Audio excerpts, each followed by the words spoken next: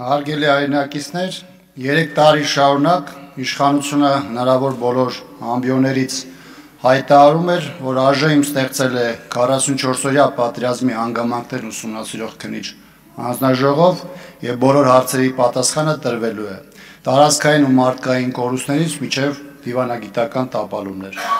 Բացի այն հանգամանքը, որ իշխանությունը միտումնավոր հետեւողականություն չդրսևորեց եւ զեկույցը սահմանված ժամկետներում չնախապատրաստվեց եւ ըստ այդմ ԱԺ լիագումար նիստ չմտավ, այդ փաստաթղթի ծանոթությունն էլ ցույց է տալիս, որ մեղադրանքների, վիրավորանքների, լուտանքների այն փայաբաժինը, որը տարբեր ուղղություններով ցրվում էր, իշխանության կողմից կամ զեկույցում տեղ չեն գտել, կամ դրանց մասին խիստ հպանցիկ ու վերապահումով է անդրադարձ կատարվել։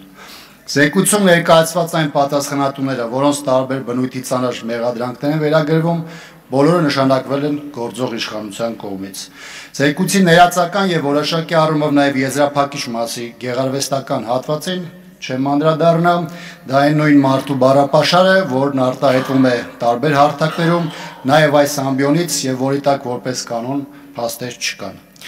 Սակայն նույնիսկ մեծամասշտաբ խեղաթյուրումները հնարավորություն չեն տվել իշխանությանը թաքցնելու ողբերգական պատերազմի իրական պատասխանատուներին, իսկ ավելի կոնկրետ բուրգի գլխին կանգնած Փաշինյանին։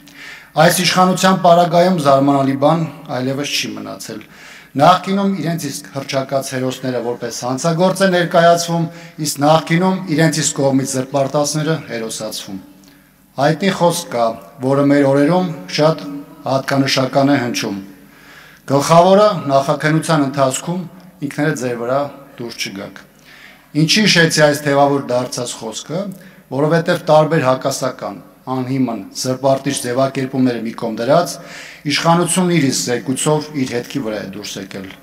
Դուք եք մեր երկրի համար վճռական օրերին իշխանություն ստանձնելու համար ձեզ կոտորում, հասարակության մեջ թշնամություն եւ ատելություն սերմանում, դուք եք անվտանգության եւ արտաքին քաղաքականության նավիրման տանող փոփոխություններ մտցնում, դուք եք նշանակում այն ռազմաքաղաքական պատասխանատուներին, որոնց ուսերին եք իդեպ թողել պատերազմի աղետալի հետևանքներն ու մեղավորությունը։ Հարգելի քաղաքացիներ, վաղ թե ուշ պատերազմի պատճառահետևանքային կապերի ողջ ոդիսականը բարձվելու է, իսկ դրա բոլոր պատասխանատուները հայտնվելու են համապատասխան վայրում, սակայն ոչ թե այս իշխանության քաղաքական նախընտրությամբ, այլ օրենքի գերակայության պայմաններում։ Փառք պատերազմում ընկած մեր բոլոր նվիրյալներին, հավերժ փառք հայրենիքի պաշտպանության եւ ազատագրման համար նահատակված մեր հերոսներին։